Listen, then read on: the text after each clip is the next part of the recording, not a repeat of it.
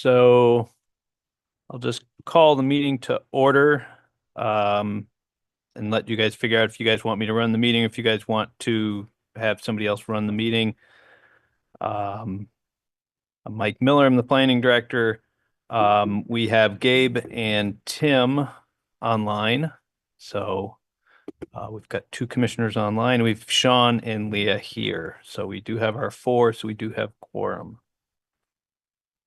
And we have Stephen Whitaker in attendance in the audience and no other public here. Um, I'm comfortable if you run the meeting for what it's worth. Okay.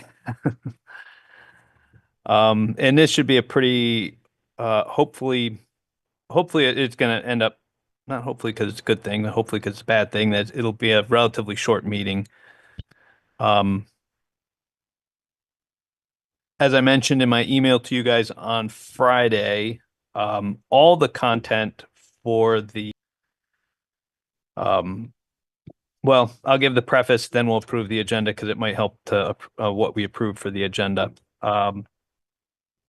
So on Friday, I mentioned that we did not have, everything has been sent to the consultant to update, but it hasn't been updated on, the layers haven't been updated yet. So unfortunately, we don't have people here for public input unless Stephen wants to comment on the three chapters.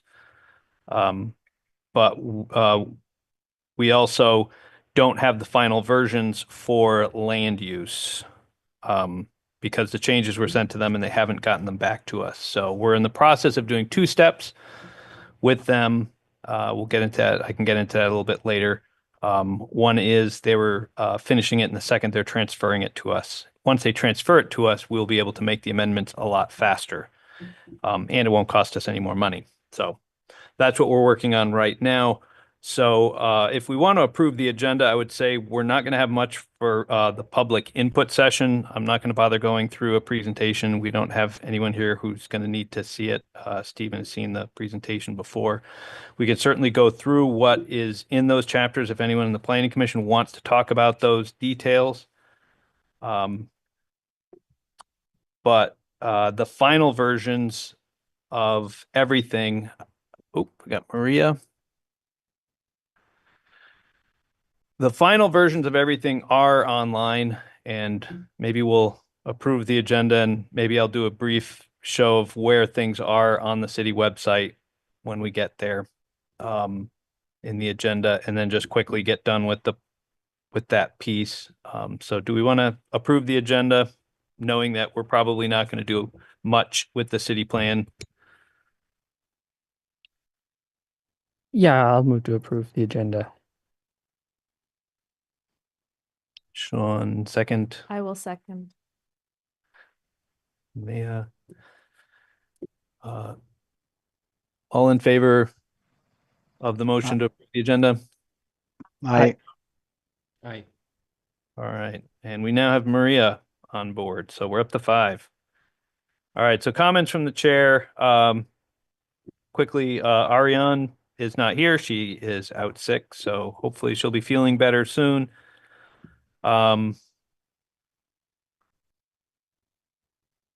General business, do we have comments, something that's not on the agenda?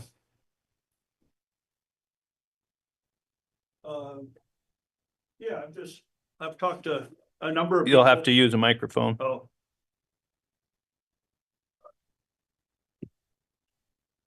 I've talked to a number of people around town about whether they are tracking this or getting involved, and almost universally there's a complacency. It's like, why bother? They're not going to listen to us anyway. They've already got, I mean, I'm paraphrasing, but that's troubling. That's not effective public participation, which is required by statute of this process. I have been through all the comments. Mike graciously or not provided me a printed copy. I'd like to go through an electronic copy and search for different topics and maybe link some of it together. But it really illustrates the dearth of public participation in this process. A handful of people. Peter Kelman has been extraordinarily both talented and engaged and participating, but for the most part, you can count on one hand the number of participants, and that's not the way this is supposed to work. And in effect, some of you came on board later, and you basically inherited an MO, which is not consistent with statute. It's not consistent with, I mean, I studied community planning in college, so I'm well aware of what Act 200 and what this is supposed to be, and this ain't it. And it's kind of, and other people, it was comforting to hear that other people said, maybe we should have done this with PDFs. And I have to ask for PDFs.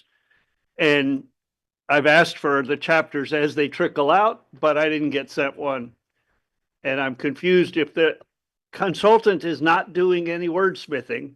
I'm confused as to why we've gone 2 meetings without a chapter we can read on land use. And how are we going to display the maps? I can't read this stuff on a phone. And maps you need scale. So I think it was, again, a mistake to jump into this website designed by committee. And you fundamentally don't have public engagement. And we need to rethink, you need to have a serious discussion about starting over. And having some focus groups with people. What is it going to take? What kind of paper materials do you need? What do you need to see on maps? I mean, a lot of good work has been done. Don't get me wrong, but it doesn't in any way meet the statutory requirements for getting a plan that's ready to submit to the voter, to the city council, and then to the regional planning commission. So, I'd like to hear that discussion. Thanks. Ooh, looks like we're gonna get Aaron as well here, jumping in.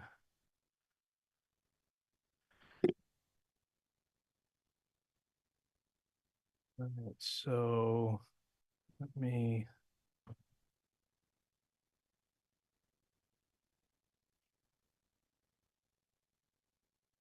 Do this really quick. Yes.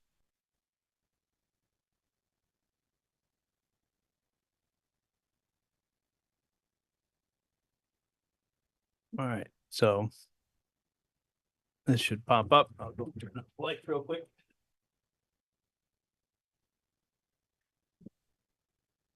Just so anyone who is watching this later on, if you go to the city's website and you scroll down, this is going to be promoted into a new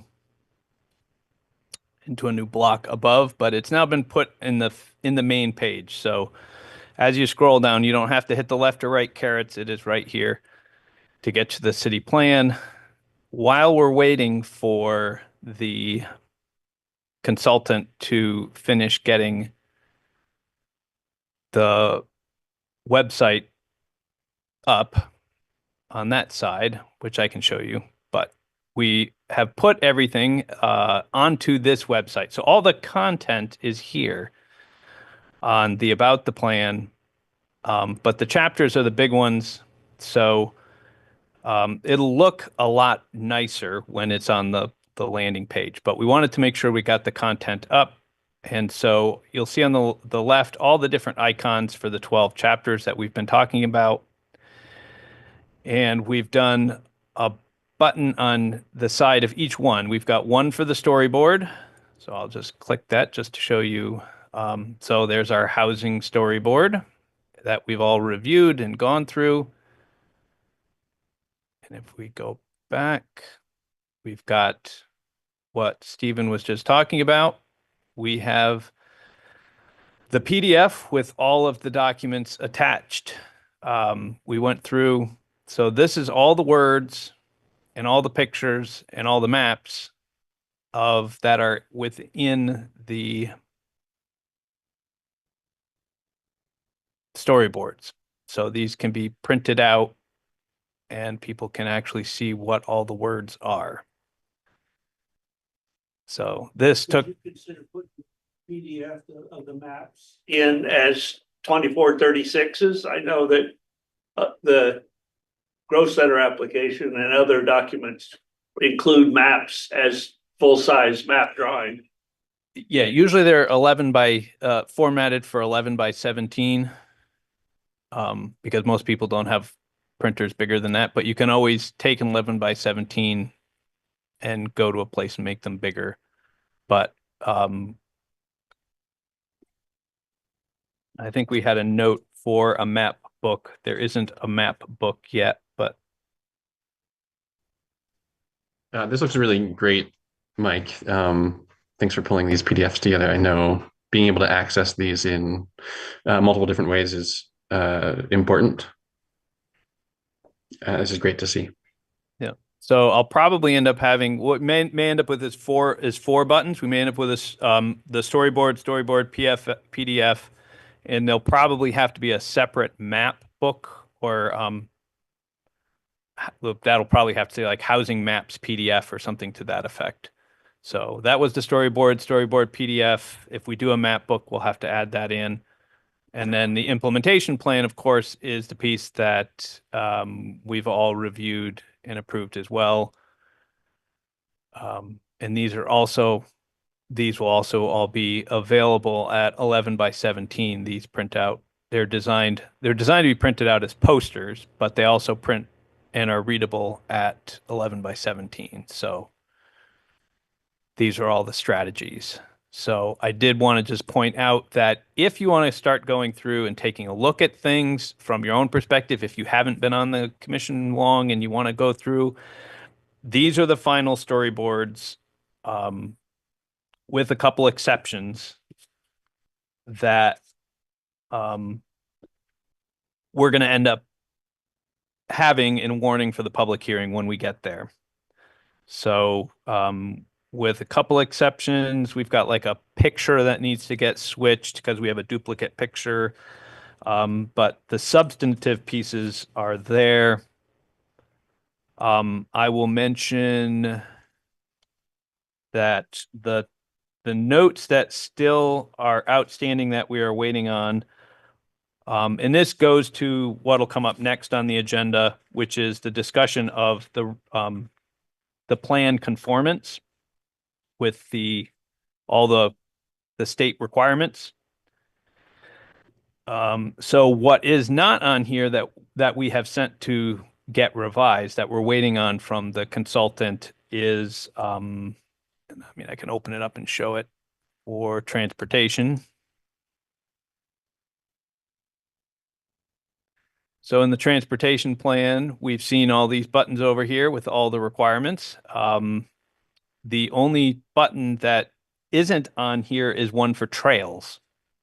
Now we have the trails map, and the trails map is located in the natural resources or in one of those sections, but it wasn't here. So we asked her to put that button on here just to make sure that from a legal standpoint, we just have to have that box checked. But the fact that it's listed under the transportation plan, we don't want anyone making a big deal about the fact that it's not on the transportation map. So we will duplicate that map on the transportation map by putting the button here, and that will clear that that one.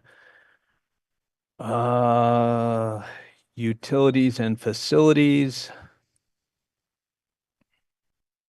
That up, down, there it is.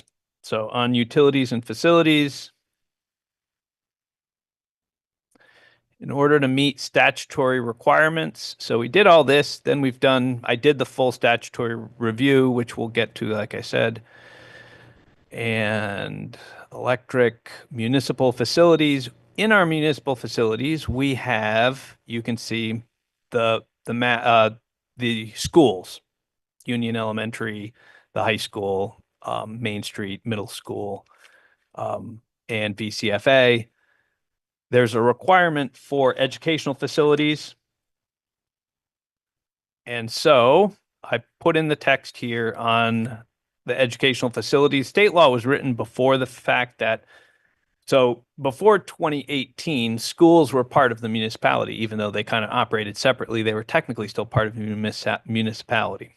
So in the municipal plans, you were required to have a more in-depth conversation of educational facilities. So this one adds a text in here. This is new since you guys have seen it. Since 2018, the Montpelier Roxbury Unified Union School District has operated as a separate municipality, and their facilities are managed independently from the city. The city communicates with the school district to ensure residential development does not exceed their ability to provide educational services for the children. The map to the right shows the 3 district schools in Montpelier, as well as other schools and colleges operating in the city. So what I have sent to them is an instruction to take those off of this map, the schools, and to put them in down here. So we will have the 3 schools, we'll have CCV, we will have Pasom, the new school, Greenway Institute, and CCV. And hopefully I didn't forget one. But we sent a list of the educational facilities to make sure they were on the educational facilities map. So that's why I broke that out. And the other ones we're waiting on are natural resources. And I'll just touch on those real quick because they'll change. You guys will know what to look for. In natural resources, we have our planning context. So we have our maps with all these wetlands and streams. And on the second map, we made these changes already. There used to be interior forest blocks and forest connection or something like that. So that's the interior forest block according to the state maps. The connectivity block is again over in Crestview and up on Route 12 towards the reservoir. And the other required one is that we have to show the riparian connectivity. And if I can shrink this up a little bit. Letting me shrink it up. There we go. And it's not popping. All right. So put that in the note too. This was another one that's being worked on. There's supposed to be data there and it's not popping up. The green one, I clicked on it on my desktop and something popped up. Oh, is it gonna go? It did pop up on yours? Yeah, and then if I were to hit the green polygon in the west. The green polygon Oh, is that should what- be in forest interior block. So that should actually turn off when we hit riparian connectivity. So Oh, okay. I think I was, yeah, not understanding what you were trying to accomplish. yeah, so what it's supposed to be now, it turns out that the forest block connectivity block, if you were to go to the state website and look at their maps, includes this area and this area.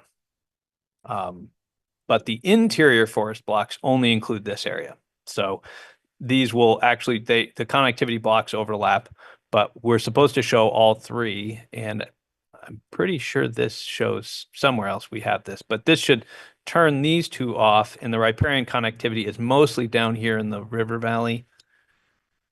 The button is there, but it's not working. I just checked this afternoon.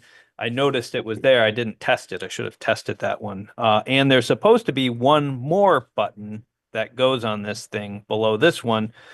And we sent them the data layer for wildlife road crossings. It's supposed to be the 4th. So you're supposed to put in all 4 of these. That's what the state has for their discussion of forest blocks. There's requirements, and we can get into that later on. What else did we have? A little bit farther down. Some of you have been on the commission for a little while, may have heard us talk talk about the green print. The Parks Commission has in 2012 what is called the green print, which is a plan for the parks to make sure that we have parks within a 5-minute walk and a 10-minute walk to a natural area. So there's two areas that they want to make sure that are covered. And so they came up with a plan, and we have that plan, and we sent them the data layer. So here's the space for that map to get printed, but it's not printed. So again, it's all ready to go. It's all been sent to them. This usually doesn't take long to plug in, but for whatever reason, it's not there. If again, either they're going to do it and send us the whole package, or we're going to get the whole package, and then Nick can go through and plug these things into the space. And the last one, which of course would have been the topic for tonight's conversation, would have been land use.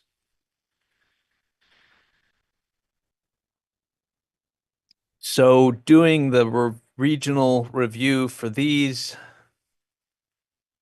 there are a number of pieces that these aren't required. We have bringing together information. These aren't required, but we wanted to bring a whole bunch of data layers. A couple of these we're removing and a couple of these we're adding. We're getting rid of the housing density. We're adding in some others, adding in open space. That's a requirement. Wetlands is a requirement, so we have to add that one in. Again, it's required to be when it's in the land use plan.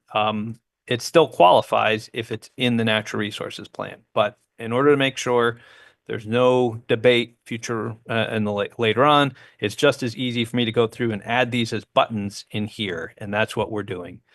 You see the forest blocks are required, but so are at least one of the other blocks. Habitat connectors, two of them. Habitat connectors and riparian connectors are also required to be in the land use plan.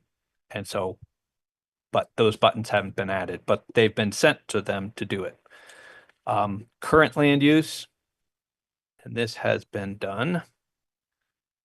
We're required to have a present and prospective land use maps. So we needed to check the box for what's present land use. So we went through and we got what's called the land use land cover map, and we added in the residential buildings, whether they're residential or non-residential buildings. So it's a coarse filter map, but it does go through and give a sense of the current land uses.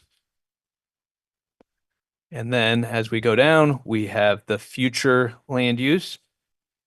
And I will note we made some edits to the future land use map. So just so you guys are all aware, this is not the planning director being sneaky. This is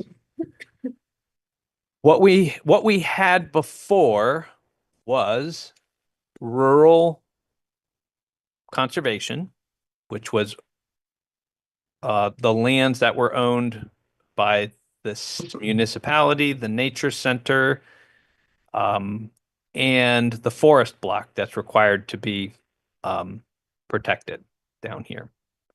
But we also had put in these properties in here. So there's a requirement to address forest. And so we made a decision for you guys to approve to go through and mention that these areas, and remember how I'd mentioned the regional plan has these different categories. They have their 12 categories they're trying to categorize, and one was rural, which is basically rural residential. One is rural ag forestry, and one is rural conservation. So we had a couple of parcels that were mostly ag that we put in that municipal rural ag forestry. All I did was I broke rural ag forestry into two pieces. So we have a rural ag and a rural forest now. Rural ag is the same. Rural forest is the parcels, that one that's next to, still part of Alan Goldman's property, up on Terrace Street. But the properties that join that are what I call interior parcels. So they don't have frontage on any roads. they're rugged. They're very hard to develop, but they're also privately owned. And so to call them conservation without the city having a process, even if it's just a theoretical conservation, my thought, my recommendation would be let's call them rural forest until we come up to some other day when we've had a process, a public process of saying, yes, we want to conserve these pieces. Um, I would say this is rural forest. It still makes it developable. Um, and the other piece was how are we going to achieve that forest block goal up here? So we took that forest block that was on the previous map, the forest connectivity block, and we just overlaid it. These funny little holes that you see here that look like cheese, part of the map goes through and finds every residential dwelling and then puts a buffer around it. So that way there, though anywhere there's a house, they are not in the forest conservation. Now, this is for anyone who knows the topography. This is pretty steep, rugged forested areas. Um, but again, this doesn't prohibit people from developing in there. It just recognizes this is a forest connectivity block that should be in our future land use map. These are forest blocks that are in close proximity to Hubbard Park and could be considered in the future. We've already added a couple. So that's a little bit in summary of the changes we made to the map that were meant to address those a little bit. So some of this was to kind of address the regional plan requirements and a little bit to go through and say just when we were looking at the regional requirements and having to have that rural forest, we just made a new category. And maybe the regional planning commission will do the same thing and break theirs into rural ag and rural forest. But is there any thoughts on that? Questions on that? Mike, I think that makes a ton of sense, and it's something that I had initially thought of when you first presented the map, and I saw, especially the parcels that are just north of Hubbard Park, as they are also designated as conservation. I spoke to one of the landowners that lives there, and he didn't seem to have any particular issue with it. So I kind of dropped it for myself, but I do think that it makes the most sense. I think designating it as forest is different than the rest of the ag spaces. Like you said, it is a lot of ledge, it's a lot of rocky areas and densely forested. But it is private land. So I think that just because this one person I talked to didn't have any immediate issue with it, I can imagine that others might, because there's definitely a different in my mind, different designation between Hubbard Park and those parcels nearby. Hubbard Park is conserved in perpetuity, and that's not the case for those privately owned parcels. So I think this is a really good update. Thank you. Yeah, I agree with that. Okay. And I'll mention just briefly, we had talked about this at the last meeting with Alan Goldman. He's the gentleman who owns this piece off Terrace Street. And I just explained the future land use map and what the designations were. That was a lot of his questions. He just wanted to understand what the map meant and what these designations meant. And he was comfortable with it. And like the designation, he's put a lot of work into protecting his farm, even though it's not in Act 250. Even there's no conservation easements, there's nothing on it, but he still he liked that being in the agricultural district. This is a forested piece. He was fine with that as forest. He's okay with this being in conservation, primarily because it's the other side of the coin from his developable side. This he's always recognized this is going to be developed, and this would be extremely difficult to develop, and he wouldn't want this side developed. Now it's not conserved from the standpoint of having it purchased, but he recognizes it's part of the balancing of having his compact development down here, that there's going to be some conservation that goes along with it. So he was fine with how we had his area, and he actually owns some of this. I'll call it peach colored here as well. That's in Res 9. Um, so that was it for future land use. As we said, we made a few tweaks to it. Then the current zoning didn't change. Potential designations, that remains the same. And the next change that was proposed for the land use was to add in a much more specific discussion of the Country Club Road site. And it was hoped that we would be able to have this in here. And I sent the images for this, and that's what we're waiting on for this part, is the image. There should be an image of the concept, and then some pictures. So they've been sent and haven't been there. So this one just says in 2022, the city purchased the former Elks Club golf course for the purpose of promoting housing and to build a new recreation and community center. The city has completed a planning phase and developed an actionable plan for the Country Club Road property where new housing may be built to meet the high demand that exists today. The entire plan can be viewed here, and there's a link to the plan.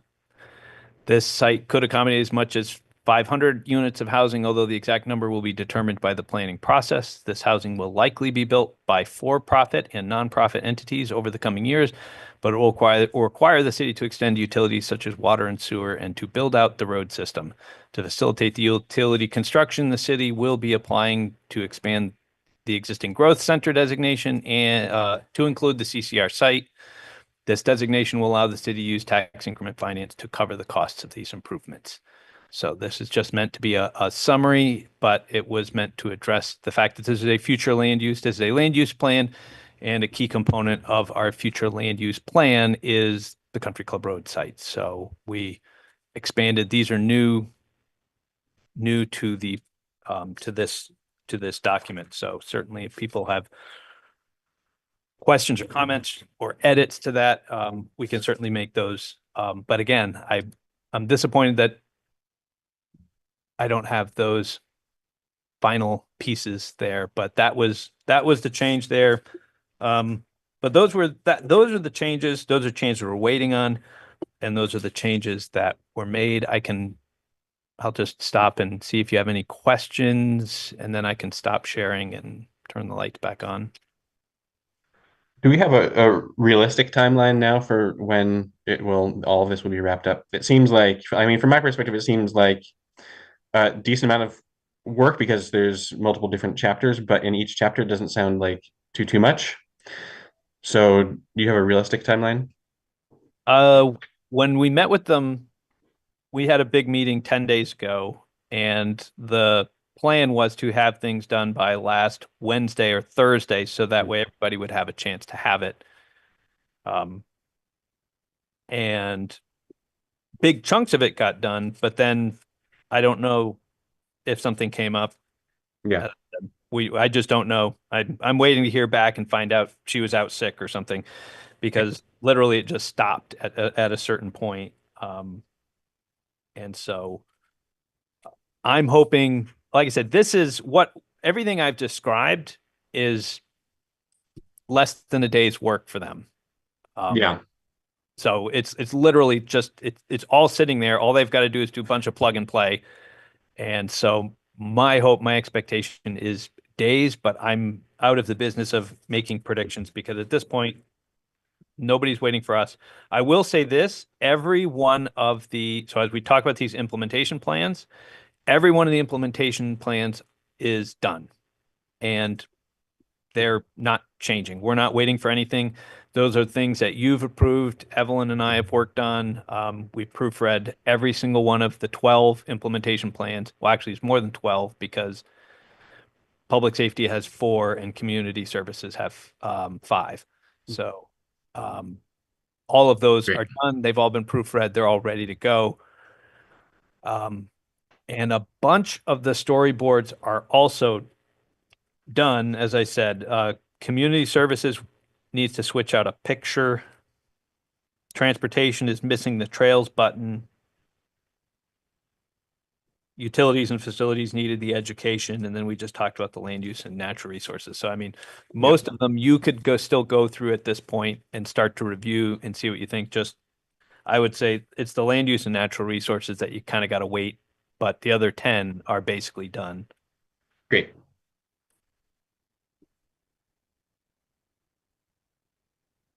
All right, so I'm gonna stop sharing. I can always turn it back on if we want.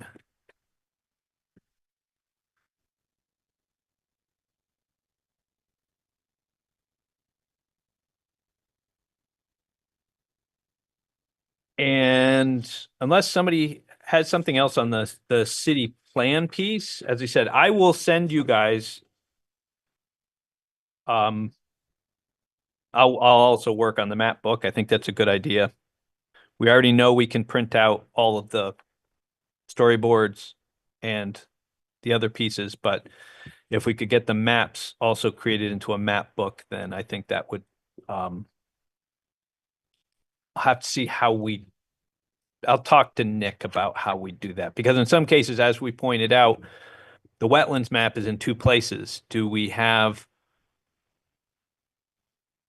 a map book for the land use plan? And maybe this is a question for you guys. What would you guys like to see? If we have say, a map book for the land use plan, it will have wetlands. And if we have a map book for natural resources, it will also have that same map.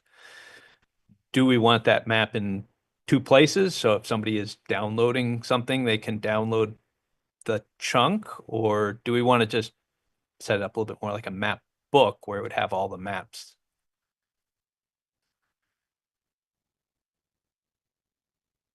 I mean, I think it'd probably have to go with my leaning would be towards having the maps, all the maps for the land use chapter all put together into one book would be where I would be leaning.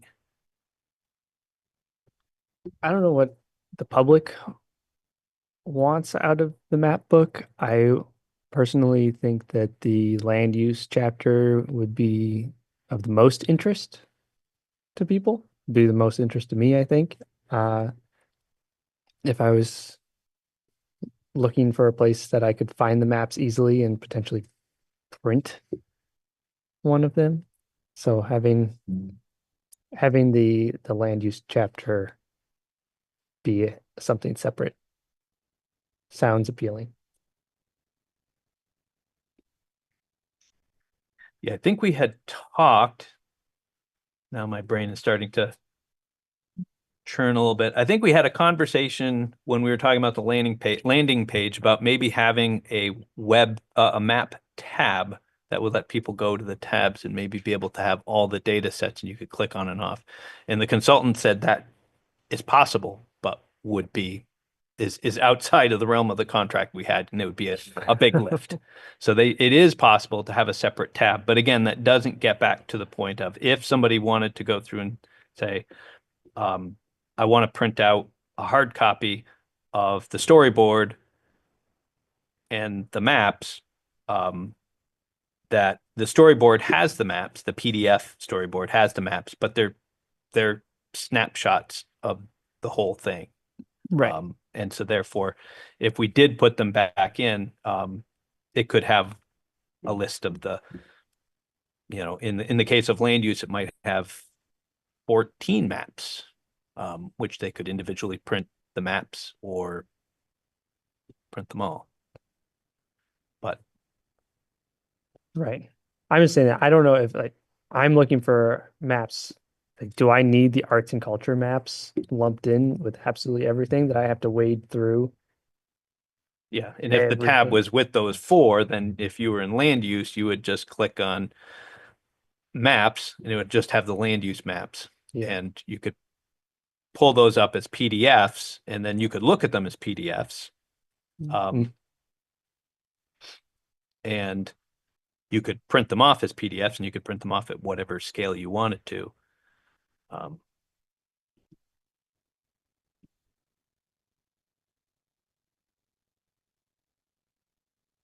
And so the thinking is just that there would be one layer displayed per PDF map. There would just be a wetlands map, just be a forest blocks map. 14 of those. I think it's whatever is on the map. In some cases, some maps have multiple layers on them. So we're just going to reprint that map. If it's got 4 or 5 layers on it, it's there. But if it's one of the button ones where all the buttons go down, like future land use map is a single shape file, but yeah, there are some that are actually built from multiple maps. So if that's the case, then you're going to end up with a PDF of the multiple maps.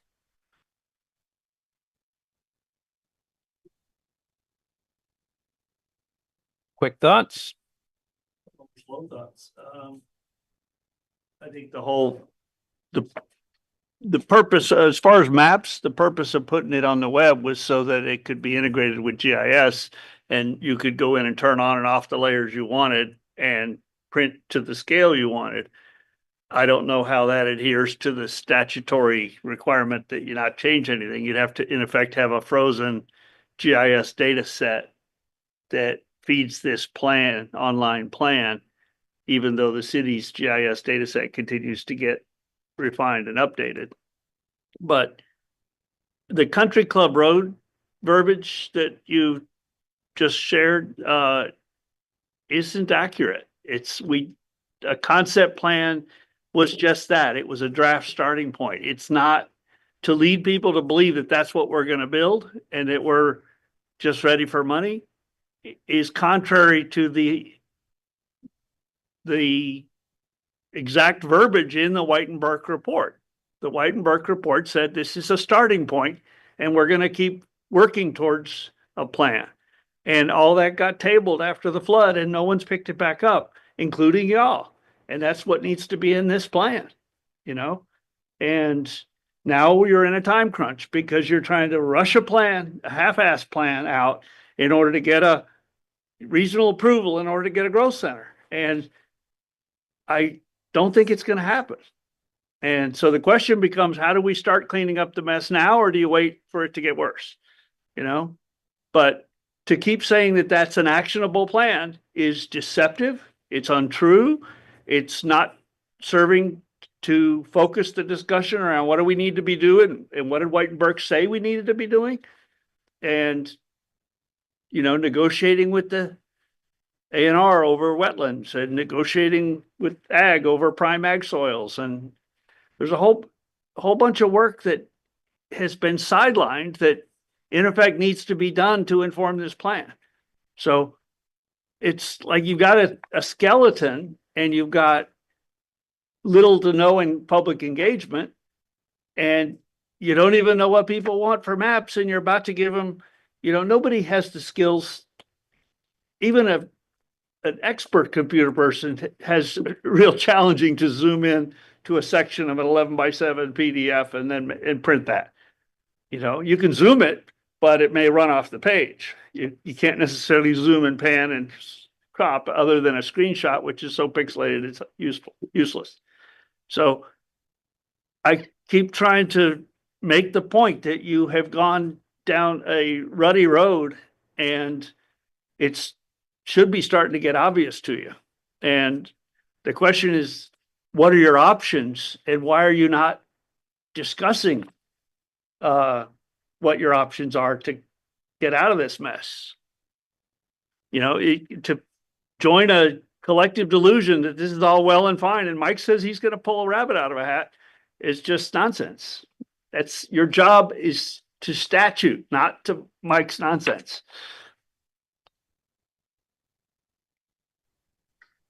Mike, in terms of the maps, I guess I could go either way.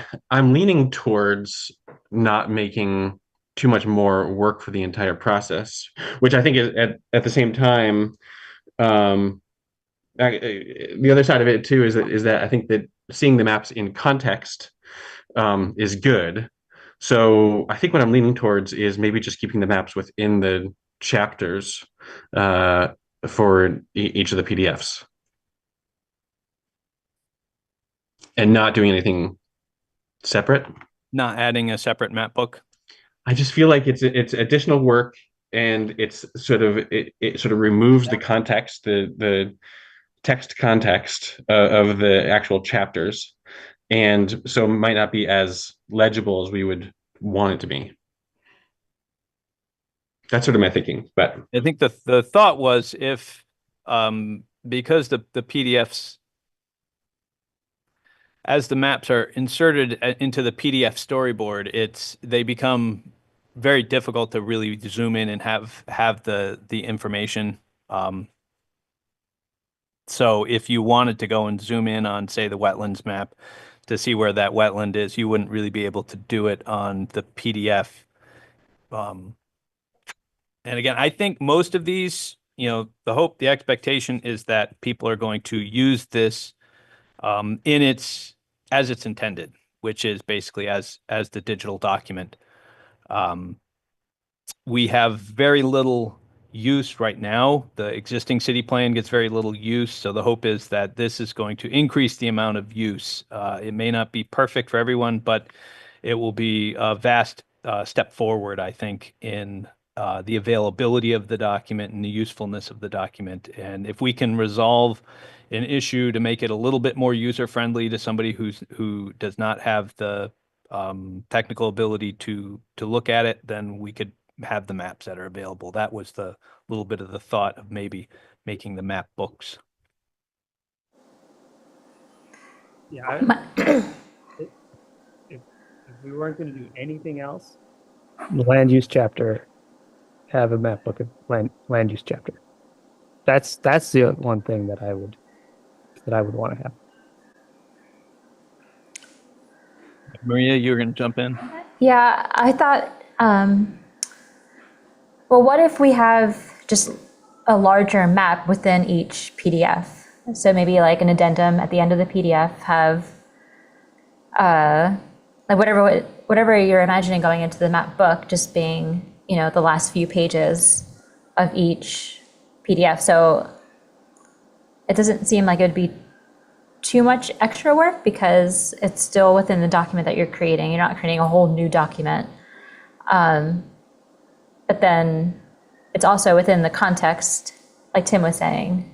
My fear is people looking at the land use chapter and not reading any of the text and becoming overly concerned about, where their property is, or, kind of like taking something out of, again, taking something out of context.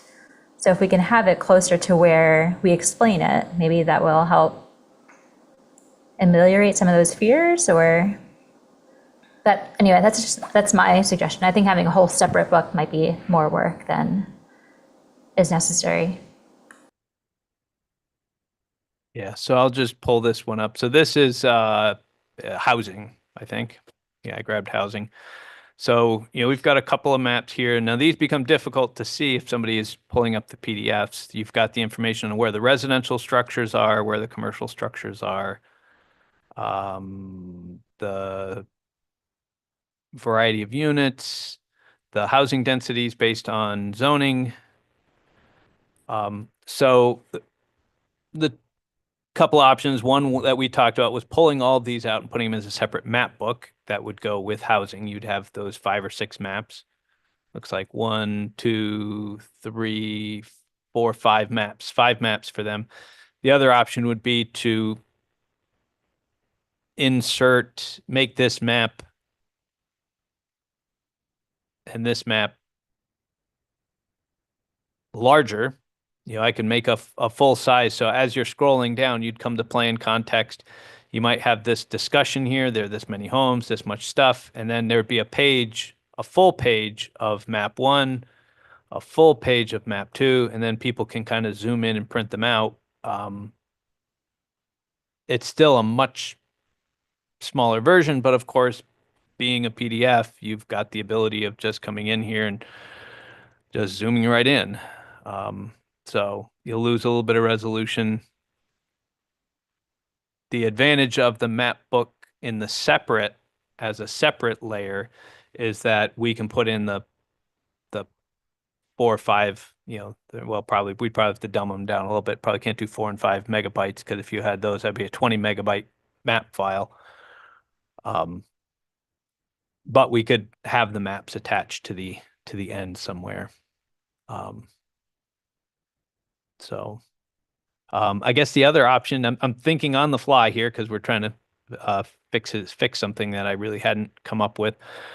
Another one could be I could put a hyperlink, and maybe that's the best thing to do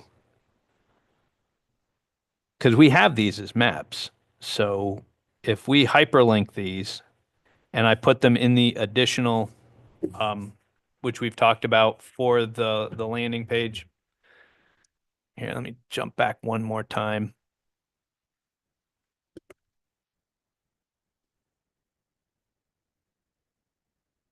So we talked about this. This is the actual landing page that hasn't been updated yet. But eventually there's about the plan. There's going to be the chapters, which is going to reflect what's those 12 chapters. They're going to be in 2 columns. They're going to be organized much nicer. They're going to have much bigger graphics, so it's going to look a little bit nicer. And the third tab is additional resources. So what we can do is we can make PDFs of all of those maps. They usually end up being 2 to 8 megabytes, so they can be larger documents. But if we put them all in the additional resources tab, then and then just hyperlink to them, then if you're in those storyboards, if you're over here and you're in the PDF storyboard, you would have a hyperlink to that map.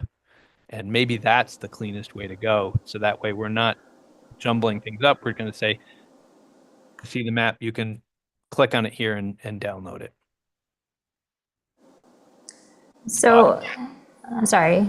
I was just going to ask thoughts on people think that idea might be fitting it maybe a little different, better. Oh, I I thought the purpose of having a PDF is that people wanted to print something out and look at like a hard copy version. But maybe I misunderstood.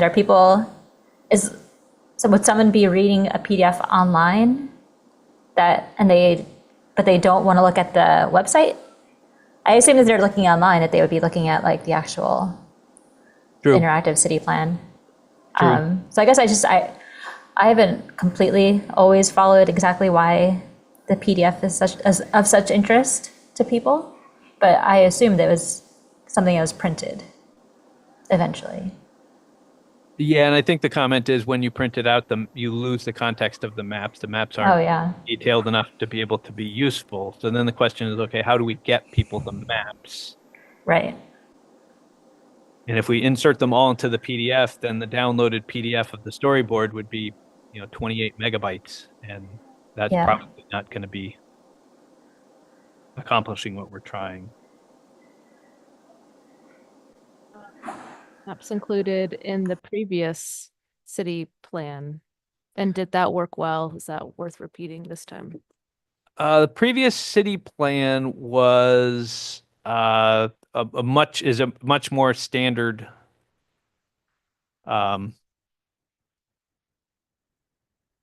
I'm not in the right place. Yeah, because I'm over here, I can't log into my account and grab the existing city plan. The existing city plan is a large PDF, 268 pages or so. And it just has the maps in there, map 1, map 2, map 3, map 4, and they're 8.5 by 11, and you really don't have the interactive being able to look at them. So, what we're trying to do with the new plan is to give people more of a dynamic ability to look at and zoom in because the detail is there. So if you're working in this as it's intended, you have the ability to zoom in on your properties and find these details. But if you don't, then no, just with with this. Hey, Mike, were we talking about having links out to like ArcGIS or whatever? Because it seems to me like if you're really trying to get in, to that level of detail, like you're describing with how much data is in there, that we're better off like just putting layers on to some of the regional features that already exist. Does that factor into our plan at all, that we have links to that kind of data?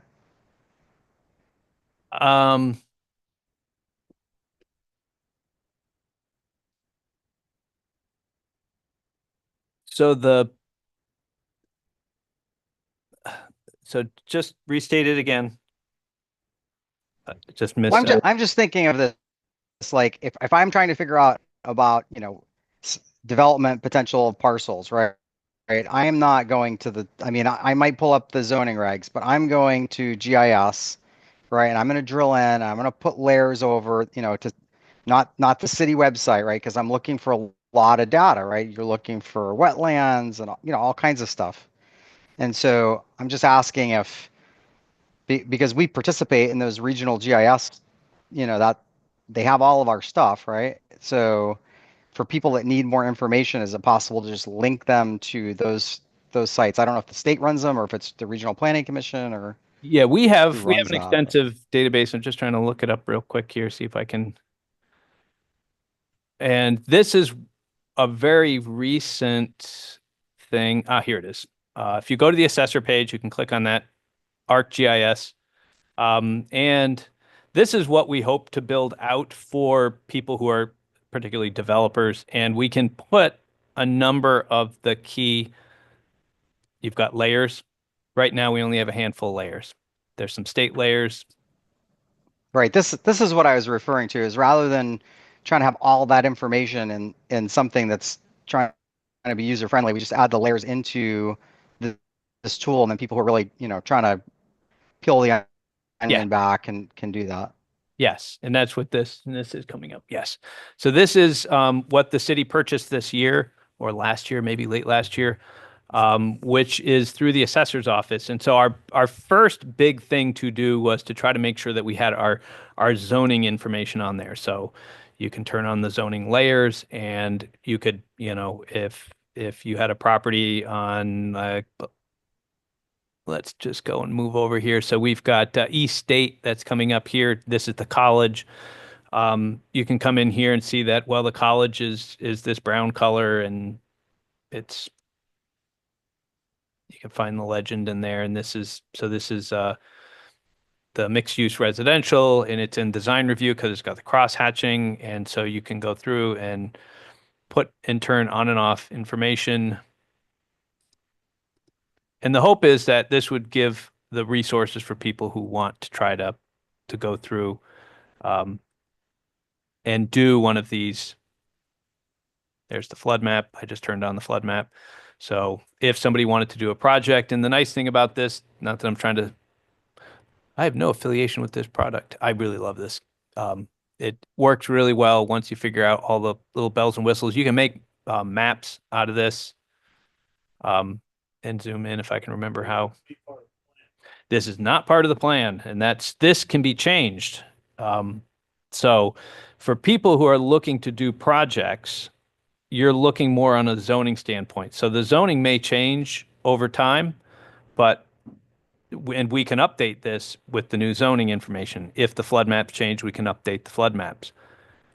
If the federal flood maps change, they will not change in the city plan until we update the city plan, because the city plan is a static document. So this is meant to kind of be that more interactive GIS piece. And we have the data, we just have to keep feeding it to CAI, who is the purveyor of this product. But it's a really slick product if people are looking for it. And we just have to finish populating it, because right now it has a lot of state data. But this one here, and I mean, for anyone who's really interested, this is linked to the GIS database. So you can go through and say, all right, who owns this parcel? This is this parcel here, 78 Barrett Street. It's owned by Canton Associates. So it's, I mean, literally has all the information. So there's a tremendous amount of information in this database here. Parcel lines, tax maps. So, but that's not associated with the city plan. But for people who are looking for that information, we have it. It's just in a different location. Maybe we don't need it. The map booklet then. Well, that's what I'm just saying. Like, can we just have a link? Can we just have a link and say, I mean, I don't know, right? Like, obviously, we're gonna have maps. We're supposed to have maps. It's a requirement to have maps. But for people that want to dig in deeper, do we just have a link to say here, and here's, if you want to see layers and additional information from state and regional authorities, here's a link. I can certainly add a link to our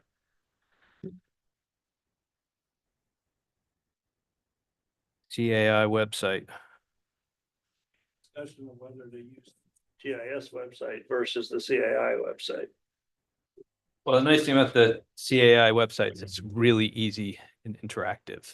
It's designed for the public to use. All these data layers are available at VCGI. So if somebody's a GIS guru and wants to jump in, they can go up to VCGI. One of the requirements of us when we finish this city plan is we have to take all the data layers that we made and send them up to VCGI because they have a VCGI data warehouse and they will all be available to anybody. So Yeah, I agree. I like Gabe's suggestion. I was trying to like a version of a digital map where someone could turn on their own layers that they wanted, zoom in to whatever extent they wanted, and then print that to a PDF themselves. I was like, that if that's what people want, great. But it sounds like that was going to be outside of the scope of what was going to be developed for the city plan. But knowing that there's this existing plan, I think is great to point the community to. And at a certain point, if we are going to have more public input, this I think can just be something we put to the public and see what their preference is, because I'm kind of with Maria in terms of not I prefer like a more interactive map, a digital version. So it's hard for me to be imagining the best way to have a PDF map. Mhm. So yeah, just asking the public how in what format and in what maps they would want that would be of most value. I think that would be my 2 cents.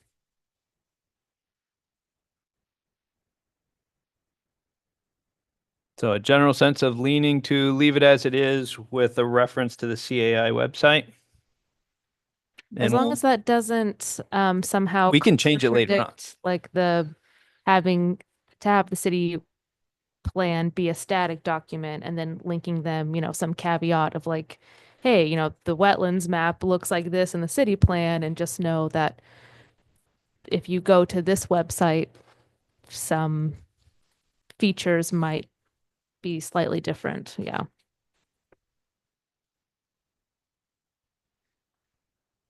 Well, I can put something together and we can certainly make amendments. Again, once this gets warned to public hearing, you're free to change it. And once it goes to city council, they're free to change it. So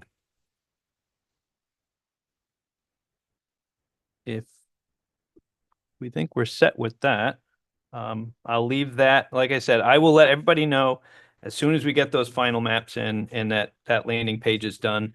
And again, when I say done, it's that draft is done and you guys can go through an update. But again, a number of the pieces that we control, we have done.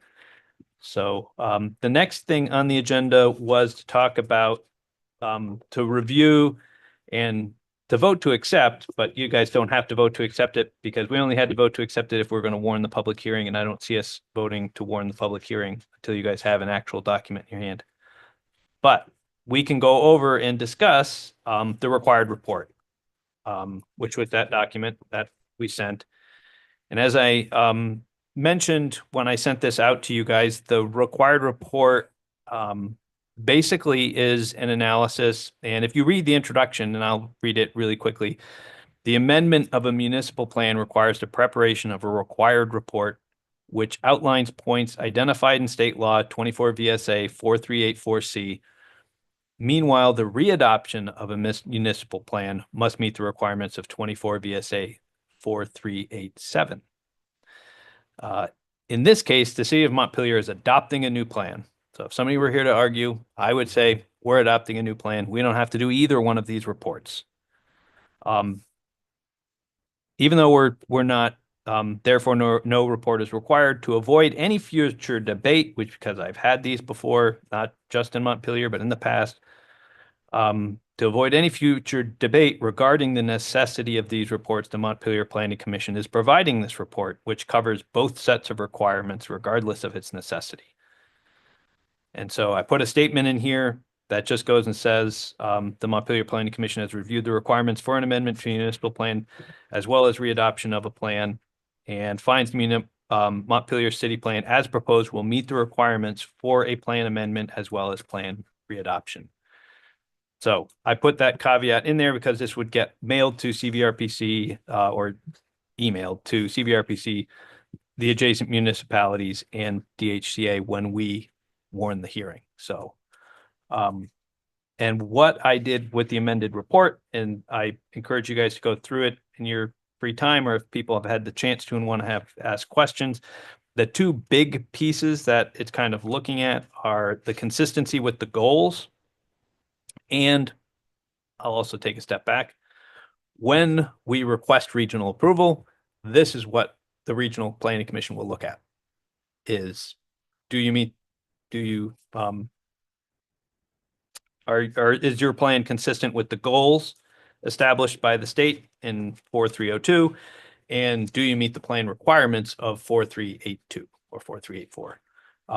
So that's what they're going to be reviewing. And really what this is doing is just a preliminary review for regional approval and letting you know that we've looked at all the pieces. And you can go through each one of these, goal one, it's all in italics. And then I have a set of discussions of why I believe, and this will eventually be your words. If you guys want to go through and reword it, you're more than welcome to. I did send it to you in Word, I believe.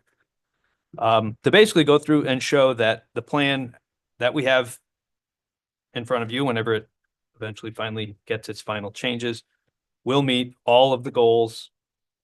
And we could walk through any of these, but I'm not going to. This is 29 pages long, I think. So there are 14 goals, and I think we meet all of them. There's also a requirement for the amendment to a plan that you have to talk about changes of land use designation. So I talk about the old future land use map and the new future land use map, and what are the changes and what are the impacts. And then we have the readoption report, which has another set of requirements that I go through and step by step discuss each one of those pieces, and then have an attachment one in the back, which are the 4382 plan requirements. They're all in black, and I put our comments in red. And so there's, for example, there is a plan requirement that number one is you must have or shall have a statement of policies, a statement of objectives, policies, and programs of the municipality to guide future growth and development of land, public services, and facilities, and to protect the environment. My comment on the conformance of this is that the city plan has 12 chapters, which contain 20 separate implementation plans. Each implementation plan has one or more aspirations, which are then broken into smaller goals. These follow the structure outlined in the 2016 State Municipal Planning Plan 2016 State Planning Manual to define whether a goal is maintaining, evolving, or transforming a specific objective. Then there are strategies to implement those goals. These are direct, actionable steps that are grouped into plan, permit, program, project, and policies. Each of these has a priority high to low, cost high to low, and person responsible. So that is my statement that says we meet that requirement, and so on and so forth through all of these requirements, which are 12 of them. So, if anyone thinks we don't meet state statute, they're right there. We can certainly take input on that whenever and at any point in the adoption process. So You already sent this? send this to who? You already sent this dated on the 5th To who? to the RPC and DHCA? No, I wrote it on the 5th and sent it to Planning Commission. It's not going out until Planning Commission approves it, because it's from the Montpelier Planning Commission, so they have to approve this first.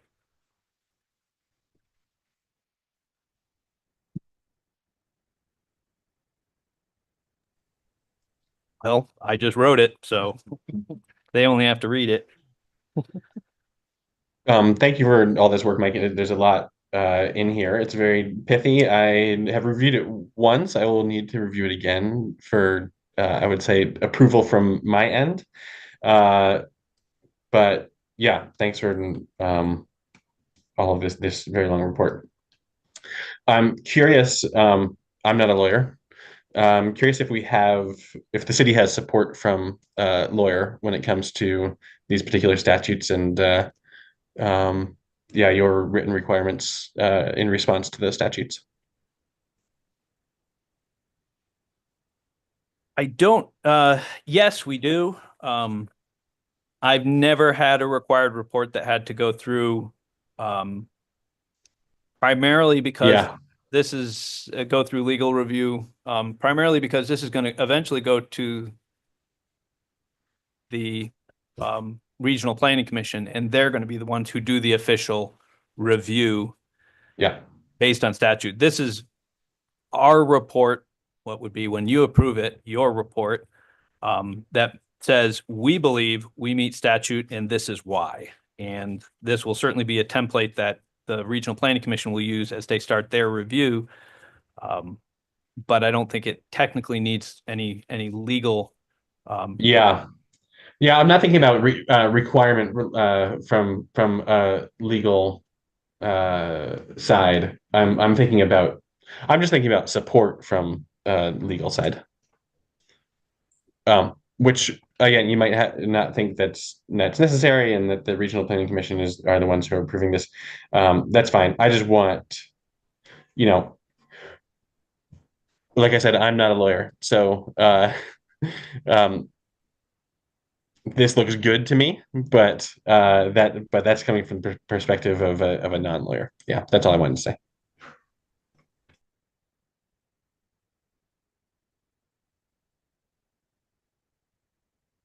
Yeah, and I guess the only thing I would add is it's one of these odd requirements that are in there that you're required to do, just like you're required to have certain things in the plan, but there's no requirement that it's good or useful. So, I mean, you have to have a discussion of solid waste, but your solid waste plan could be to rocket all of our garbage to the moon. And that would legally check that box that says yep, you've had a plan, you've talked about it, you've considered the consequences, and the plan is we're going to rocket all of our trash to the moon. It's some of these are just check boxes you have to check, and it's not, is this a good idea? Is this viable? A lot of these are, you have to, and that's why literally those things of, we have to put a trails map on that clicker button, because under that requirement, it says you have to have a transportation plan, and you have to consider on the map and in the statement these things: railroads, roads, trails, bike paths, parking.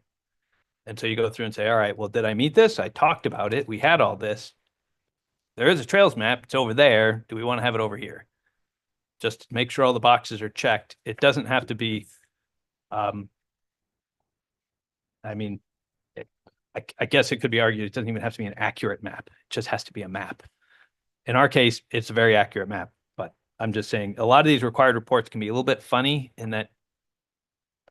So that's why we don't usually worry so much about the attorneys. It's more about the regional approval. And I think it's helpful for you to have had a chance, when you do get a chance, to read through it, just to have a sense of what it is the state has required us to do, and at least what I've laid out as some good arguments as to why I think we meet those requirements. So, but you'll have a second bite at this, so you guys will have it. I wanted to just go through and let you know what it is, what's contained in it, so you guys can review it, and we can have a conversation about it next time.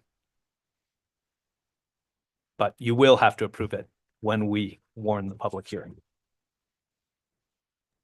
So Mike, That makes sense. pushing off the warning on the public hearing, what does that push us then back 2 weeks into April for public hearing? So I was just going to put this on the table for you guys to consider, and feel free to say no. It would be, it takes about 6 weeks to get this warned. So one possibility, if people are amenable to it, there is a design review committee. So we meet the second and fourth Mondays, and the DRC DRB meet the first and the third. There's only a DRC meeting next week. If we wanted to stay on schedule, we could warn a special planning commission meeting to consider the required report and the warning of the planning commission meeting. We wouldn't have a public input session. We would just meet. It could be if everybody has either reviewed and made comments and we come in, we could have a fairly short meeting on what changes you want to make to this. And this assumes, of course, I have the final document to send you guys early this week. Then you guys would have a week to go through. And again, that would still give us 2 more meetings of public input and the public hearing to have, you'll still have another 6 or 7 more weeks with the document to make any changes you want. And if you're still not comfortable at the end of those 7 weeks, you can have another meeting after that. It's not ready till you guys say it's ready to go to the city council. But the idea is if we can get it into the public hearing process, then that gives us the, if we get it warned, that's the thing that takes a long time because it takes 30 days to warn it, plus the time before that to get all the materials together and sent out. So that's a little bit of what, if you wanted to meet next week, then we could stick to the March 24th public hearing schedule. If we wait 2 weeks, then we're pushing the March to April for that public hearing. And it's up to you guys what you want to do.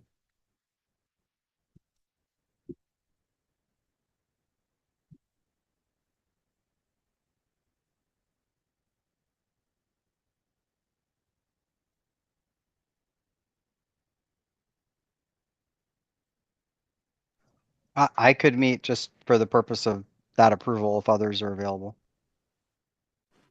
Yeah, I am too, and I support that approach. Same here. All right, so just because I'm just chairing the meeting and I'm not actually, if you guys don't mind, if we have a motion to warn a special meeting for next week at 6:30, that would be the other change. It would be at 6:30, not 5:30. Are If- you, if do you that have changes that people's- day off? It's President's Day, Oh. so it might be a holiday for some. Not Thank you for catching My that. So we would be talking about Tuesday, the 18th. Does that sound right? Yeah, Tuesday the 18th. So Tuesday, the 18th, because Monday is a holiday. So thank you for catching that. Yes, so they are meeting on Tuesday, the 18th. There's a DRC meeting for a short approval at 5:30. So the room would still be available because it's booked for DRC and DRB, but there are no DRB meetings. So we could have it at 6:30 if we wanted to have a meeting from 6:30 to 7:30. That works for me.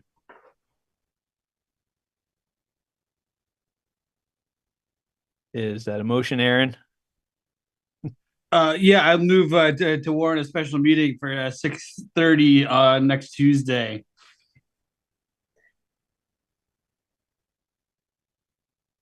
Need a second. Yes. Yeah, last second. All right, Sean, second. Any other discussion for warning a special meeting next week for those 2 topic agendas?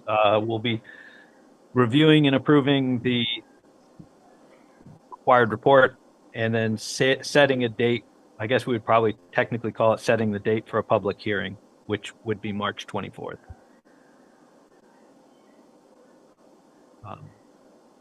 No other conversation. All those in favor say aye.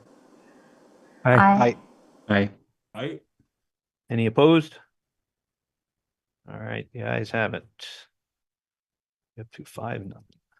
2, 3, 4, 6-0. I won't be here on the 24th, but don't let that stop anybody from carrying on. Well, we'll make sure we get your input at the public input sessions as well. So that takes us to consider the minutes of December 6th. We were going through and looking to send out minutes and noticed that December 6th had not been approved and January 27th. So it still says 6th, but it was the 9th. December 9th. So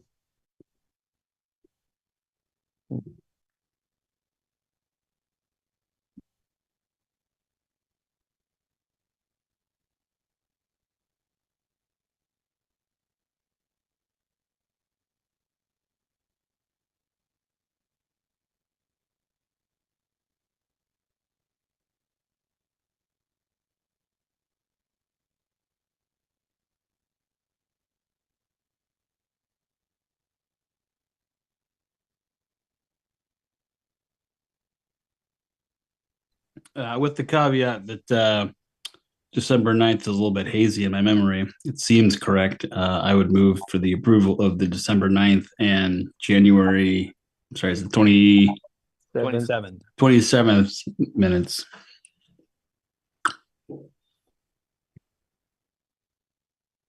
Motion by Oh, Aaron, second. second by Sean.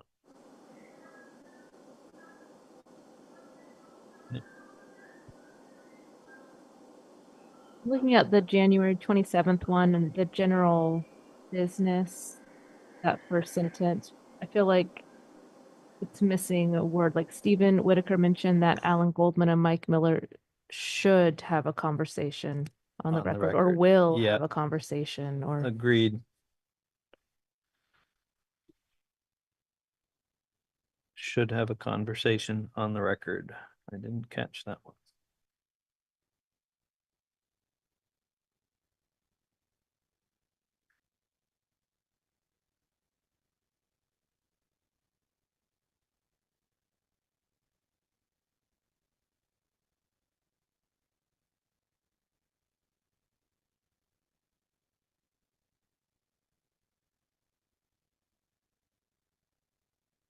Everybody look like they're good. All in favor, say aye. Aye. Aye. Any opposed? Mike, I abstain on the 27th. I wasn't there. Okay. Well, don't think it matters, but